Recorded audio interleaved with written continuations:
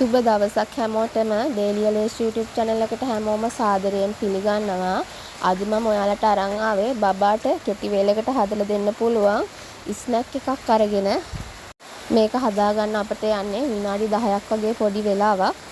මේක හදාගන්න අපිට අවශ්‍ය වෙනවා තම්බාගෙන පොඩි කරගත් අල ටිකක්, කඩල පිටි ටිකක්, වට්ටක්ක ටිකක්, සුදු ලුණු ටිකක්, චූටියට කපාගත්ත ලීක්ස් ටිකක්.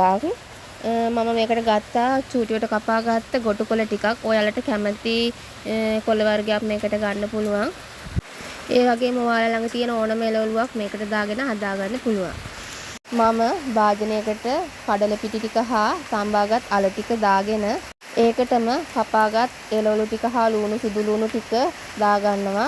ඊට පස්සේ හොඳින් අනා ගන්නවා. ඊට පස්සේ මම මේකට කෑලි මිරිස් ටිකකුයි කහ කුඩු ටිකකුයි ලුණු ටිකකුයි එකතු කර ගන්නවා. ඔයාලට ඉන්නේ අවුරුද්දකට වැඩි බබෙක් නම් මේ ටික එකතු කරගන්න පුළුවන්. ඊට පස්සේ මම මේ ටික මේ හැඩයට හදාගෙන ගැඹුරු තෙලෙහි බැද ගන්නවා.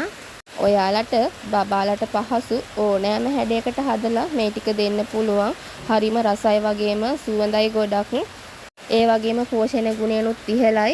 අල වට්ටක්කා කඩල පිටි කියන්නේ බබාගේ බර වැඩි කරගන්න පහසුවෙන් උපකාර වෙන අමුද්‍රව්‍ය ටිකක්.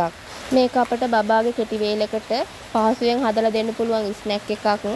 එහෙනම් ඔයාලත් බබාලට මේක හදලා දීලා රස කොහොමද කියලා බලන්න.